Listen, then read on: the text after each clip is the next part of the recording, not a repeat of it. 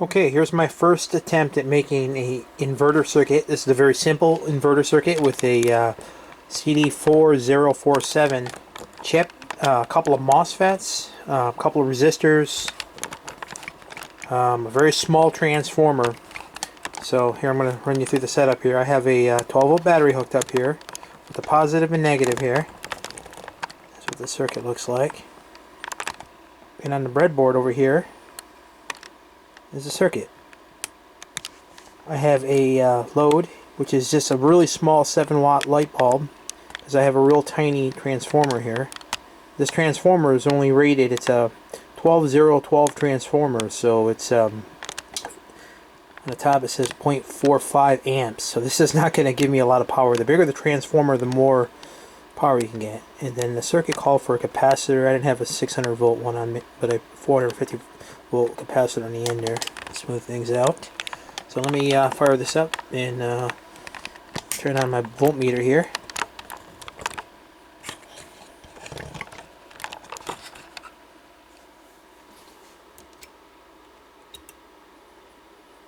Okay, let's turn this thing on. Okay. Now, turn the light off here. As you can see, the volts is right about 109. And on my oscilloscope, the frequency,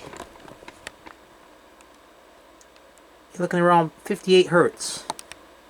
So there I have the two probes hooked up to both sides of the MOSFET drains, which you can see right here.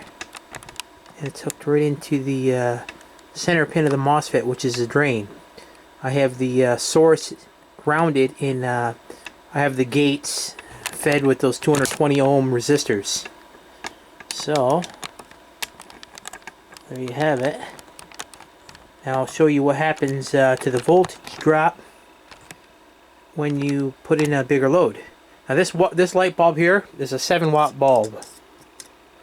So you can see there's a 7-watt bulb there. Now we'll swap it out with a 40-watt bulb.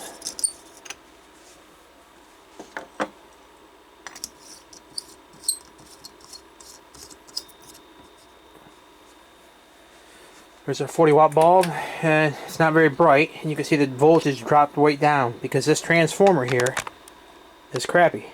It's 0.45, it's like a half-amp transformer, and we only have two MOSFETs, so we could parallel those MOSFETs up and get more power. But I'm pretty impressed with the circuit. It's got a nice square wave there. For the simplicity of it, it works pretty good.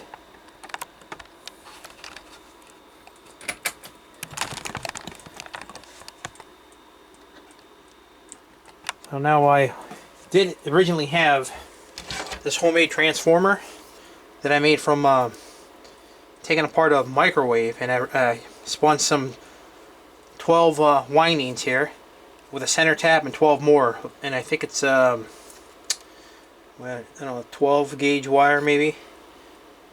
This gives so much power draw that I was burning up these wires here, so I was using small jumpers on my breadboard. You really don't want to build these kind of things on breadboards if you're using a big transformer. So I got some ordered in the mail, so I want to use one that's not as big as this transformer over here. Although with that I could probably easily light much bigger bulbs, but I would definitely need a good heat sinks on there. So this is the circuit again. You can find this online. Very simple circuit.